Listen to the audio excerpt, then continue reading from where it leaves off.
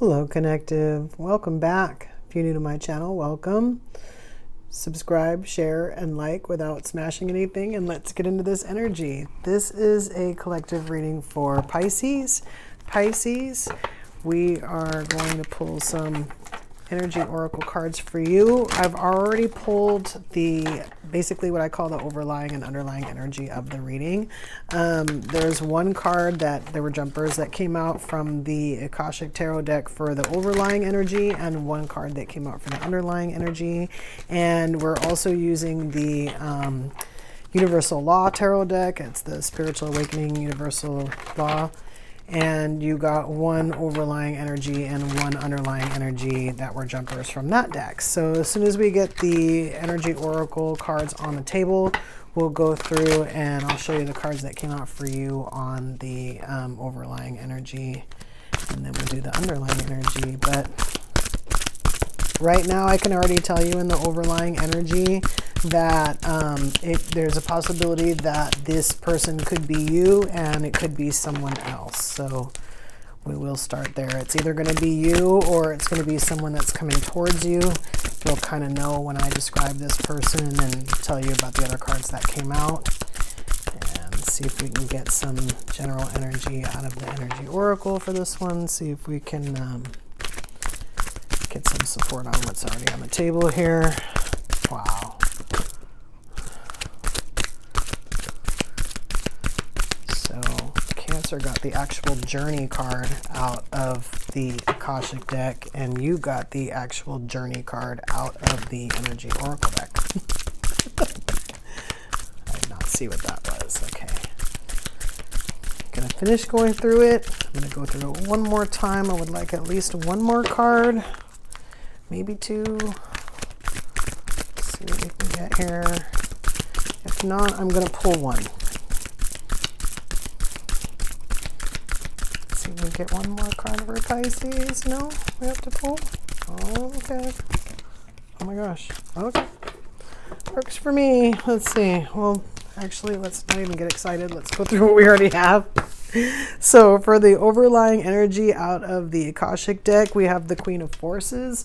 So the Queen of Forces, when I first saw this card, you can see that she's kind of balancing the energies of the sun and the moon. She really did come out like balance, but she also comes out a lot more than balance. It's almost like a quiet power, like a the way the card put it was power and peace, creativity and receptivity in her energy and her support. So if this isn't you, then this is someone coming towards you, and this is the overall energy. And then for the Universal Law deck that came out, the Law of Rhythm. The universe is guiding you, go with the flow. So overlying energy, basically peace, creativity, love, and support, going with the flow. So now underlying energy for the Akashic, we have the Five of Scrolls, which is diversity.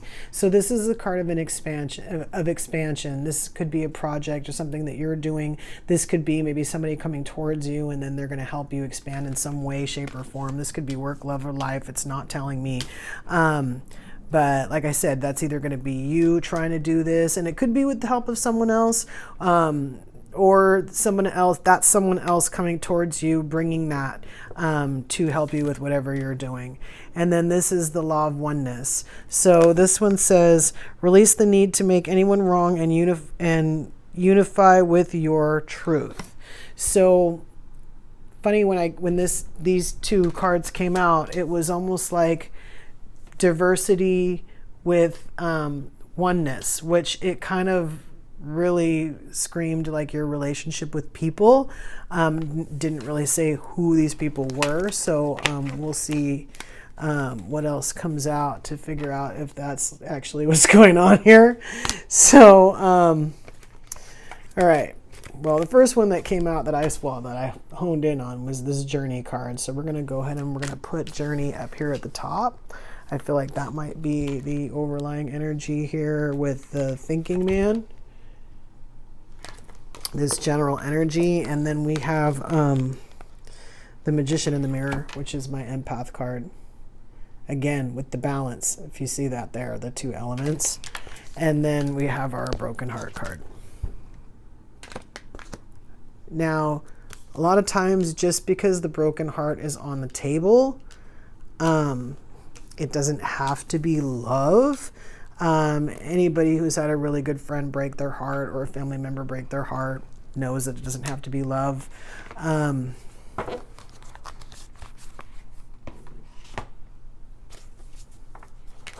Could just be a bad relationship. Somebody's sensitive. You need to get away from that. Kind of realize that even when you pick different people, you can still get the same kind of treatment.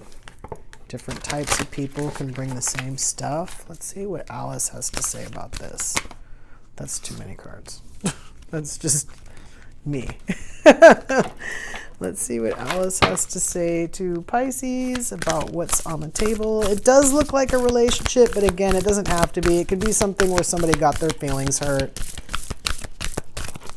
You know, somebody who's an empath who just, you know, got their feelings hurt.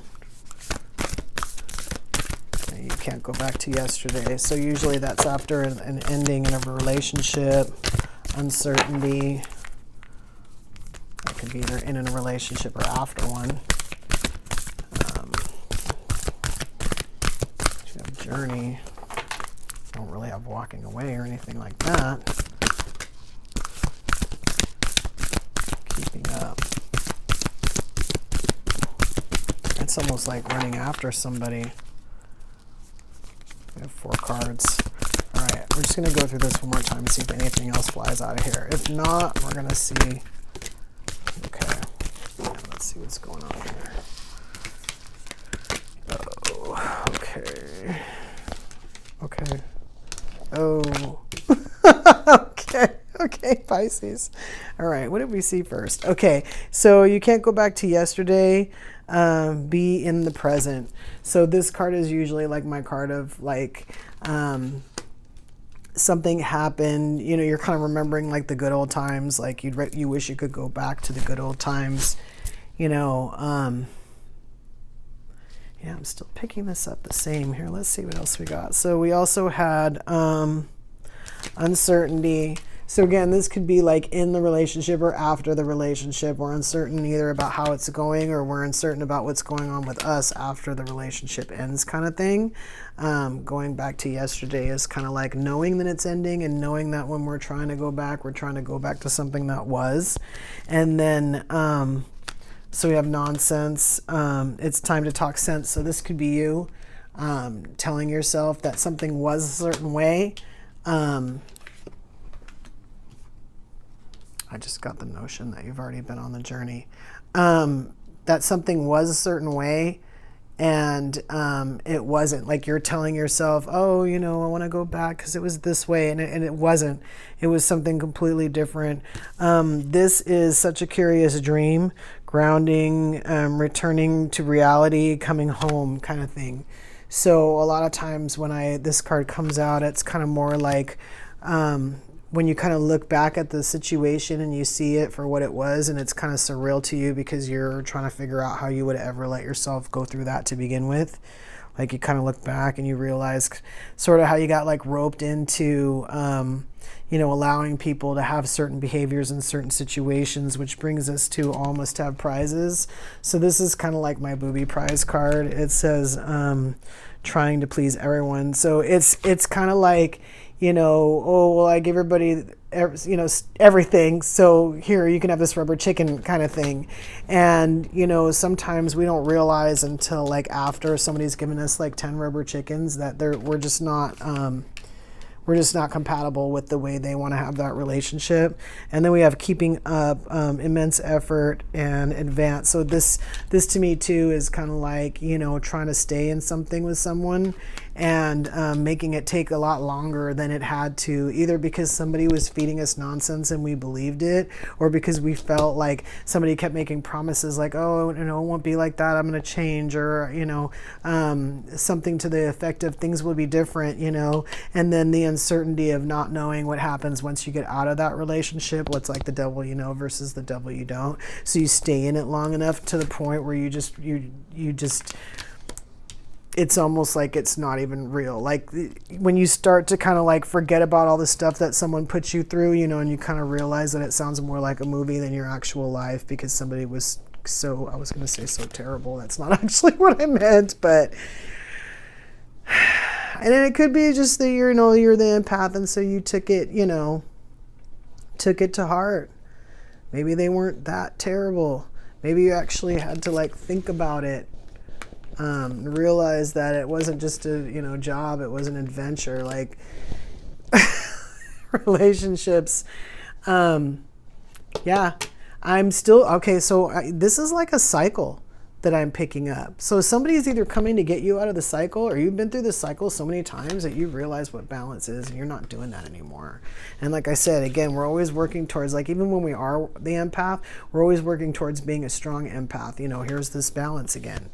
And, you know, it's talking about grounding, and it's talking about rhythm, going with the flow, you know. I mean, if you keep running that cycle, eventually something's going to pull you out of it. Something's going to pull you out of it. You're going to get to the point where you're going to either want to stop it, it's going to be unbearable to the thought of going through it again, or you're just going to be tired of that person. You're just going to be sick of dealing with whatever that person has to give, to the point where you're not willing to go through any cycle with them. This really does look like cycles. It looks like getting caught up, possibly having your heart broken multiple times, possibly by multiple people, thinking that we can like pick somebody totally different and get something different. And we were getting the same thing because we were picking the same type of person.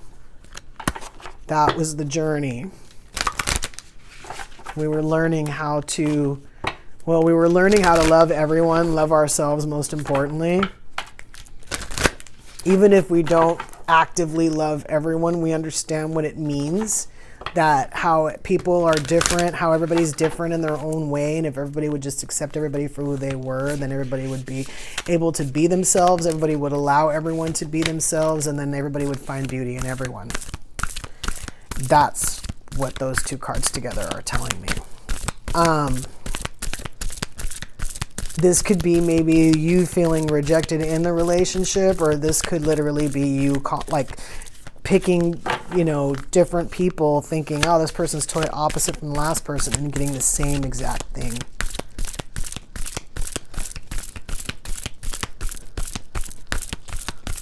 Not realizing that you're the common denominator.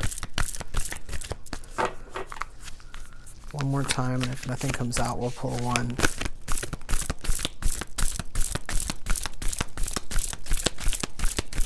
That's why sometimes when people hear that they have control over their situation, they get really upset about it, because they don't consider that they have control of it, because they feel like what they got, they wouldn't have brought. And so when you tell them, hey, you have control over that, they get really upset, because there's something that happened back there, that makes them think that that you're wrong about that they don't have any control. And as long as they feel like they don't have any control, they're not going to have any control. And we got another card. So these are all last quarter moons. This is definitely an ending that needs to happen, an ending we're going towards. Maybe somebody just really needed to hear that the journey was figuring out that all these people were exactly the same, that you were picking the same type of person, and that everyone is unique in their own way, but that you can still get the same experience from people by picking the same people.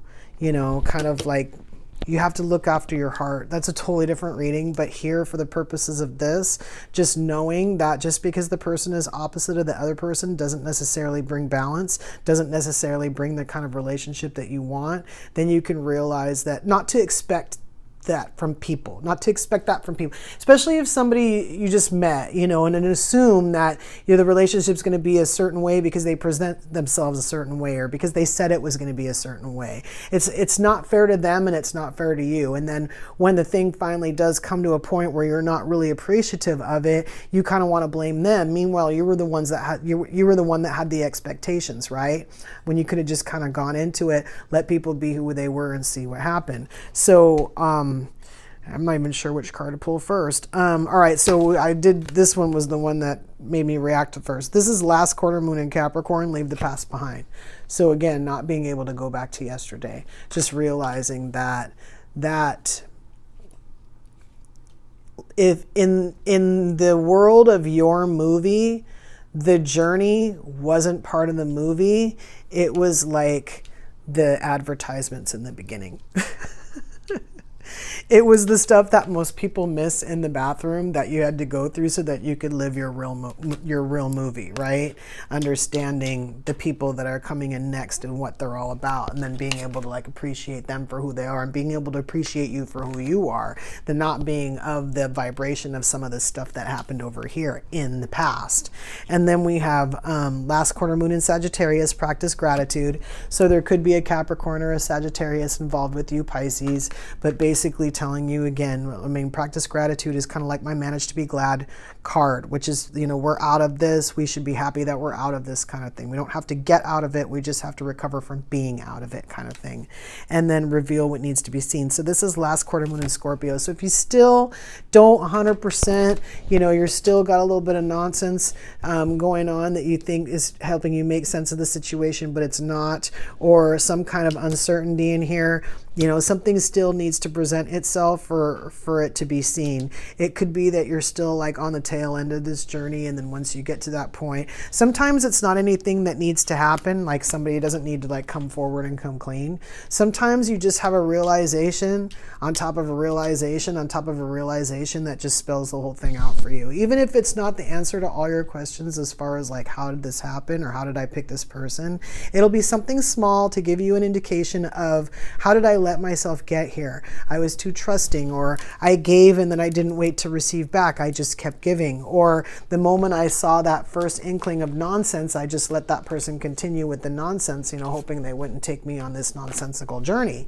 Something to that effect. So at least when you do move forward with someone different and you do understand that they are someone different, that you don't bring that like same stuff into whatever it is you're trying to do, because we're already past that. We've already gotten that. Even if we're still on the tail end of that trail, the journey on that should be finished. We already get it. We understand that that comes with nonsense. Certain things, it's not a specific behavior, but it's enough to break our heart, right? Certain things that come with breaking, you know, things that break our hearts, we understand, like we don't want any part of it. We don't need to know you know, the nature of what people are giving us or why, right? We don't need to understand that the person's giving us the runaround all the time because they got the runaround in a particular situation, or the person has us, they're keeping us in an uncertain state because they don't ever tell the truth because they don't want anybody to ever know what they're doing. When we come into situations with our whole heart, especially like as an empath,